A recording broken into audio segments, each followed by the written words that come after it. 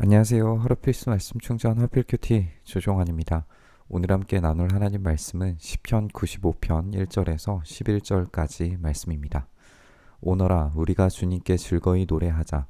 우리를 구원하시는 반석을 보고 소리 높여 외치자. 찬송을 부르며 그의 앞으로 나아가서 노래가락에 맞추어 그분께 즐겁게 소리 높여 외치자. 찬양의 시작은 오라라고 하는 권유와 이 노래하고 외치자라고 하는 청유로 이루어져 있습니다. 우리는 이 표현을 통해서 큰 소리로 열정을 다해서 기쁨에 찬 찬양을 하나님께 드리자라는 이 시인의 호소를 읽게 됩니다. 온 힘을 다해서 찬양하는 이유는 하나님께서 구원하시는 반석이기 때문입니다. 반석은 보호를 가리키는 은유로 자주 등장을 하죠.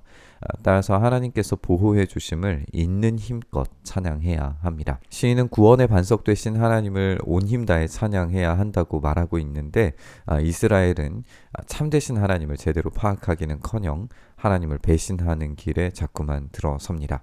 오늘 본문에서 그 구원의 반석이신 하나님에 대한 표현들과 이스라엘의 반역의 이야기 모두를 찾아볼 수 있을 겁니다. 주님은 크신 하나님이시오 모든 신들 위에 뛰어나신 왕이시다. 땅의 깊은 곳도 그 손 안에 있고 산의 높은 꼭대기도 그의 것이다. 바다도 그의 것이며 그가 지으신 것이다. 마른 땅도 그가 손으로 빚으신 것이다. 하나님은 모든 것을 창조하신 창조자이십니다. 우주의 경계선과 높음과 낮음 모든 것들을 기획하시고 만드셨습니다. 하나님께서 모든 것을 관리하고 다스리시기 때문에 그분의 절대적인 주권을 인정하는 것이 중요합니다. 우리는 바다라고 하는 공간이 절대적인 악을 상징하는 괴물이 살고 있는 공간으로 성경 안에서 종종 등장한다는 걸 알고 있습니다. 우리가 이 부분을 지적을 해보면 이 실제로 힘을 행사하시면서 어떤 악이라도 이 바다라도 통제하시고 관리하시는 분이 우리 하나님이십니다. 그렇기 때문에 이 창조주로서 이 모든 것들을 관리하시는 하나님으로서 이스라엘을 다스리고 계시기 때문에 하나님을 찬양하라라는 거죠. 오너라 우리가 엎드려 경배하자. 우리를 지으신 주님 앞에 무릎을 꿇자. 그는 우리의 하나님이시오 우리는 그가 기르시는 백성이며 그가 손수 이끄시는 양떼다. 오늘 너희는 그의 음성을 들어보아라. 이제 하나님은 목자로 등장하십니다. 목자이신 하나님께서는 직접 이스라엘을 기르시고 먹이시고 이끄실 겁니다. 따라서 백성들은 목자이신 하나님의 음성에 온전히 따라야 해요. 그래야 참된 보호를 얻을 수 있습니다. 목자를 벗어나는 것은 광야의 위험에 그대로 노출되는 겁니다. 스스로 안전을 책임질 수 없는 이 연약한 양떼가 이 목자를 벗어난다라고 하는 것은 그야말로 미련한 짓이죠. 그런데 이스라엘이 바로 그 미련한 짓을 저질러 버리는 겁니다.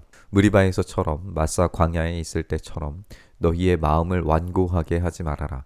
너희의 조상들은 그때에 내가 한 일을 보고서도 나를 시험하고 또 시험하였다. 40년을 지나면서 나는 그 세대를 보고 실증이 나서 그들은 마음이 빗나간 백성이요 나의 길을 깨닫지 못하는 자들이구나 하였고 내가 화가 나서 그들은 나의 안식에 들어오지 못할 것이다 하고 맹세까지 하였다. 무리바와 마사는 물이 없어서 하나님을 향해 원망과 불평을 늘어놓았던 그런 사건을 떠올리게 만드는 예시들입니다. 무리바는 다툼이라고 하는 뜻을 또 마사는 시험이라는 뜻을 가지고 있죠. 하나님과 다투고 적대적인 의심을 가지고 하나님을 시험하려고 하는 태도는 스스로 하나님의 보호를 떠나겠다라는 그런 선언과 다름이 없습니다. 하나님은 계속해서 이 구원의 역사를 일으키셨고 그들의 쓸모와 필요를 계속 공급하셨습니다. 그럼에도 불구하고 그들은 하나님을 원망했습니다. 너희의 조상들의 어떤 선택과 행위였다라고 오늘 이 본문에서 시인은 또 하나님의 입을 빌어서 지금 말씀하고 계시는 것인데 이 너희 조상들의 선택과 행위라고 이야기하면서 이 역사를 기억하고 실수를 반복하지 말라라고 말하고 있는 걸 보게 됩니다. 하나님은 반역하는 그 세대가 이 약속의 땅에 들어오지 못하고 광야에서 사라지도록 만드셨습니다. 하나님은 그들을 실증내셨습니다. 그런데 하나님께서 이스라엘을 정말 실증내셨는가? 하나님께서 오히려 그 광야의 시절을 신혼의 때라고 기억하시는 이 본문을 만나기도 하는데요. 그렇다면 오늘 본문의 의미는 강력한 어떤 경고로 읽혀진다는 걸 알 수 있습니다. 참된 보호를 제공하시는 분, 이 우주를 창조하시는 창조자로서 모든 것을 관리하고 통치하시고 악을 제어하시는 분으로서 또 광야에서 이 먹을 것과 쓸 것을 제공하시면서 이 목자처럼 이 가야 할 길을 안전하게 제공하시는 분을 떠나지 말라라는 거죠. 시험하고 반역하지 말라라는 경고인 겁니다. 우리는 하나님의 책임져 주심 그 필요와 쓸모를 공급하시는 하나님을 얼마나 신뢰하고 있는지 생각해 봤으면 좋겠습니다. 때로 하나님의 일하심을 온전히 신뢰하지 못하는 어리석음을 범하고 있을 때가 얼마나 많은지 생각해 봅니다. 오늘 본문 묵상하면서 그 참된 믿음과 하나님의 보호하심 아래에 들어가려는 그 신실함이 우리 안에 회복되기를 바라면서 구하면서 우리 묵상의 자리로 나아갔으면 좋겠습니다. 주님, 우리의 참된 구원의 반석이시며 왕이시며 하나님이시며 목자이신 분을 우리가 온전히 붙듭니다. 이 세상의 모든 것들을 다스리시고 통치하시며 모든 악을 제어하시고 우리의 필요와 쓸모를 공급하실 뿐만 아니라 우리의 길들을 인도하시는 주님께 우리의 모든 삶을 내려놓길 소망합니다. 우리의 구원의 반석이신 우리를 보호하시는 분께 우리의 삶을 온전히 맡기기를 소망합니다.